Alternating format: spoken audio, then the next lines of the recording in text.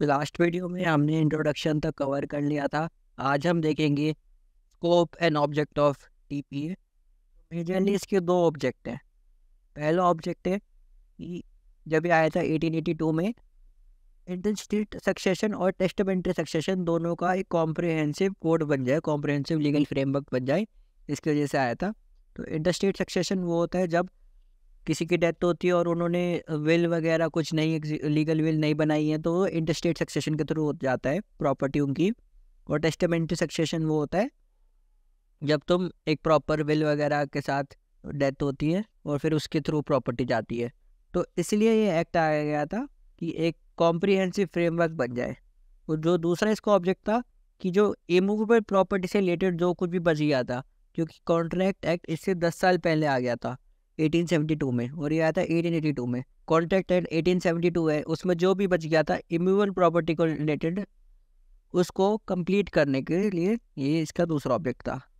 अब इसका हम प्रिएम्बल पढ़ते हैं। अगर हम प्रिएम्बल से इसका स्कोप एंड ऑब्जेक्ट पता लगाने की कोशिश करें तो यहाँ पे लिखा है whereas it is expedient to define and amend certain parts of the law. लेकिन यहाँ पे कंसोलिडेट वर्ड नहीं लिखा है। अगर यहाँ पे लिखा होता whereas it is expedient to define and consolidate and amend certain parts of the law, तो हमें पता चल जाता है कि ये एक्ट पूरा एग्जॉस्टिव है। लेकिन इसमें कंसोलिडेट वर्ड नहीं लिखा है, तो इसका मतलब ये एक्ट एग्जॉस्टिव नहीं है। और बाकी तरीक़ों से, जैसे कि सोगा है, सेल ऑफ गुड्स एक्ट, वहाँ से भी प्रॉपर्टी ट्रांसफ़र की जा सकती है।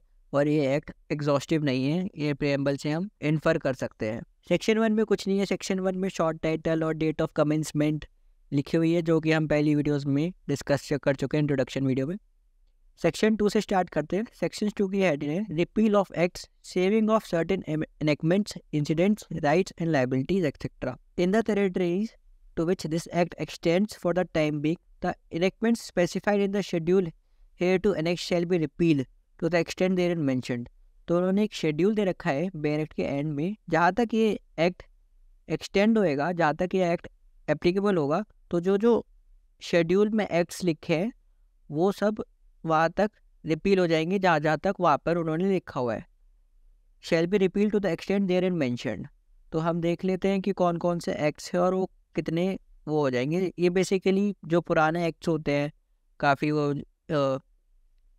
जो बेसिकली पुराने एक्ट्स होते हैं पुराने ब्रिटिश टाइम के, उन एक्ट्स को रिपील करता है, क्योंकि अब ये पूरा कॉम्प्रिहेंसिव बड़ा एक्ट आ गया है, इसमें पुराने एक्ट्स की ज़रूरत नहीं है।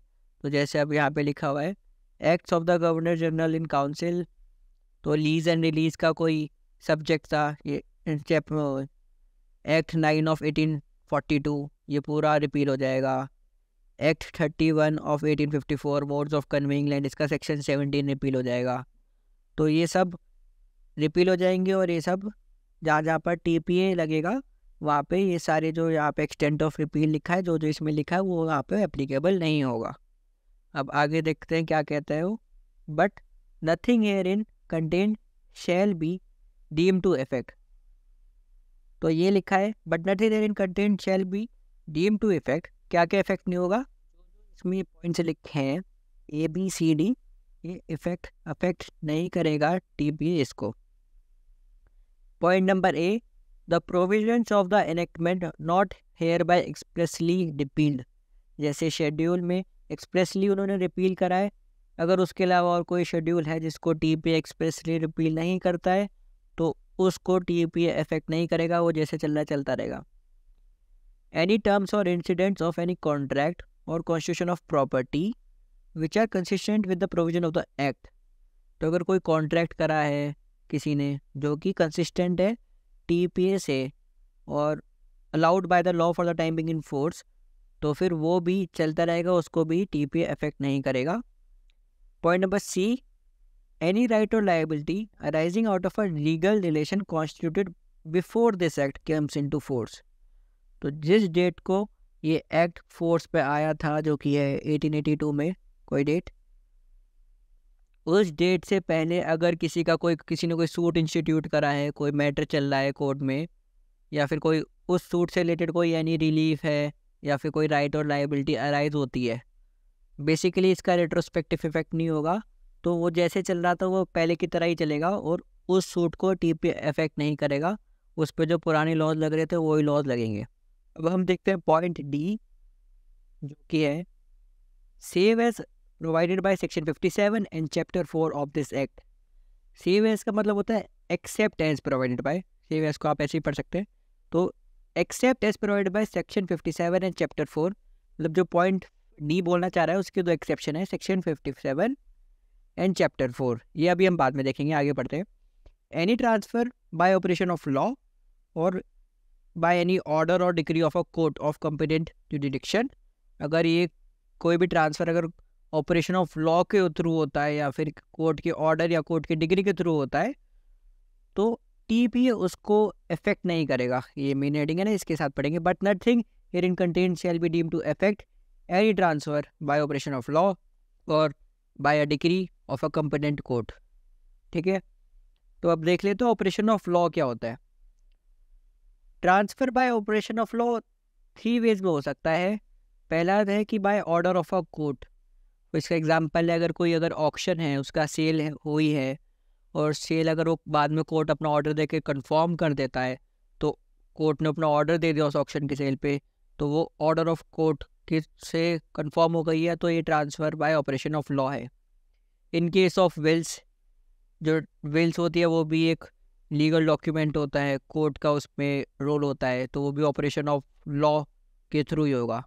और intestate succession to property, intestate succession वो होता है जो कि जैसे कि मैंने पहले ही बताया कि जब प्रॉपर्टी कोई डेथ हो जाती है और फिर लॉ के थ्रू जो लॉ बना हुआ है सबका यूनिफॉर्म जो टीपीए में दे रखा है, उसके थ्रू जब अपने उनके हेयर्स को जाती है, तो वो भी ऑपरेशन ऑफ लॉ में आता है।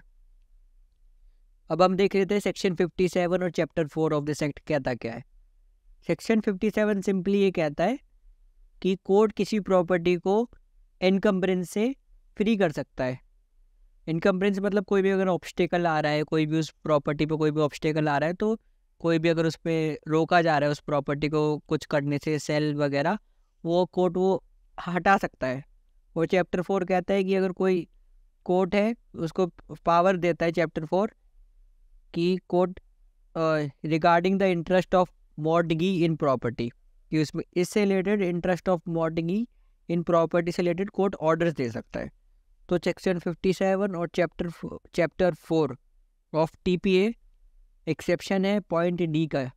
और अगर इसके अलावा कोई और भी ट्रांसफ़र अगर बाय लॉ होता है तो उसमें TPA, bye operation of law होता है तो उसमें टीपीए दखल अंदाजी नहीं कर सकता है और वो उसको अफेक्ट नहीं करेगा। अब हम देखते हैं जो transfer bye operation of law होता है तो उसमें क्या होता है। तो इन केसेस में जो प्रोविजंस ऑफ द एक्ट होता है, जैसे requirement of a registered instrument मतलब एक डॉक्यूमेंट जो तुमको रजिस्टर करवाना पड़ेगा, वो सारी चीज़ें, ये सब चीज़ें करवाने की ज़रूरत नहीं है। तो जब बाय ऑपरेशन ऑफ लॉ होगा, कोर्ट ऑर्डर करेगा, तो तुमको जाके उसको रजिस्टर नहीं करवाना, वो सब नहीं करना। ठीक है, और जो ये एक्ट है ये अप्लाई होता है, जो टीपीए एक्ट है बस ये उन पे अप्लाई होता है जो transfer bye act of parties होता है। ठीक है, जब एक पर्सन ए टू बी पे ट्रांसफ़र करेगा जब भी उस पर ही टीपीए अप्लाई होता है, इन पर अप्लाई नहीं होता जब कोर्ट ट्रांसफ़र करता है अपना पावर यूज़ करके। लेकिन इसका एक्सेप्शन 2 है, सेक्शन 57 और chapter 4 of the act. Section 57 मैं पहले ही बता चुका हूँ, वो कोर्ट जब कोई ऑब्स्टिकल हटाता है या एनकम्बरेंस हटाता है उस प्रॉपर्टी से, उसे डील करता है। और चैप्टर 4 डील करता है मॉर्टगेगी की इंटरेस्ट के रिगार्डिंग कुछ ऑर्डर देने के लिए। तो ये दोनों इसके एक्सेप्शन है। बाकी जो ये टीपीए है बस उन पे ही एप्लीकेबल करेगा जब पार्टीज खुद ट्रांसफ़र करेंगी। बाकी ऑपरेशन ऑफ लॉ से जब ट्रांसफ़र होएगा उस पे टीपीए अप्लाई नहीं होगा। और ये एक्ट उन पे ही अप्लाई होता है जब ट्रांसफ़र होता है 2 लिविंग पर्सन्स के बीच में, जब भी अप्लाई होता है। अब एक और प्रोविजन में प्रोवाइडेड है ये कि जो भी चैप्टर 2 में and nothing in the chapter 2 of this act shall be deemed to affect any rule of Mohammedan law. तो जो चैप्टर 2 में ये एक्ट है, एक्ट का जो चैप्टर 2 है जो हम आगे देखेंगे, वो कोई भी रूल ऑफ मोहम्मदन लॉ को अफेक्ट नहीं करेगा। चैप्टर 2 देख लेते हैं हम क्या है।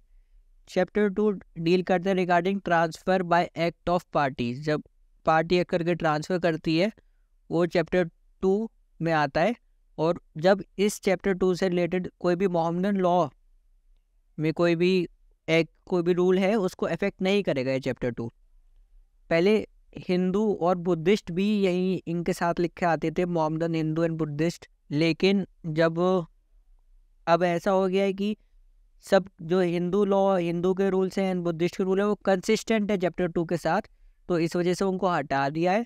लेकिन मुस्लिम में अभी भी ये कंसिस्टेंट नहीं है चैप्टर 2 और मुस्लिम के पर्सनल लॉ, इस वजह से वो अभी भी हैं। इसका एग्जांपल है जो मुस्लिम लॉ ऑफ गिफ्ट्स है वो टीपीए के चैप्टर 2 से अभी भी कंसिस्टेंट नहीं है, और इसलिए जो मुस्लिम लॉ ऑफ गिफ्ट्स है वो अफेक्ट नहीं होता है टीपीए के प्रोविजन से, सेक्शन 129 टीपीए।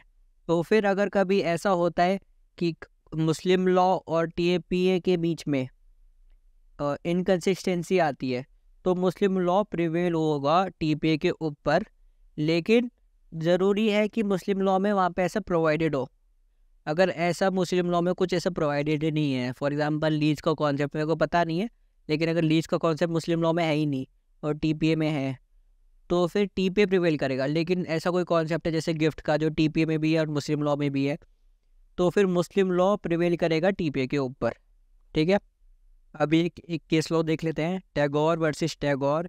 ये 1872 का केस लॉ है, इसकी साइटेशन भी यदि आपको अगर नोट करनी है तो देख लीजिए। तो इसमें ये हैंड किया गया था अगर कोई भी ट्रांसफ़र होता है in favour of unborn person, जो भी पैदा ही नहीं हुआ उसके फेवर में अगर कोई ट्रांसफ़र होता है तो वो होली वॉइड है, मतलब वो एकदम इलीगल है। लेकिन ये जो प्रिंसिपल है वो बाद में मॉडिफाई हो गया था Hindu disposition of property act 1916 के थ्रू और section 13 and section 20 of TPA के थ्रू, जो कि हम आगे देखेंगे, जिसमें अनबॉर्न पर्सनस के रिगार्डिंग प्रोविजंस हैं कि उनका ट्रांसफ़र कैसे होएगा। ठीक है, आज की वीडियो के लिए इतना ही। Thank you. अगर वीडियो इन्फॉर्मेटिव लगी तो सब्सक्राइब करें और पूरी प्लेलिस्ट चेक करें और सारी वीडियोस देखें।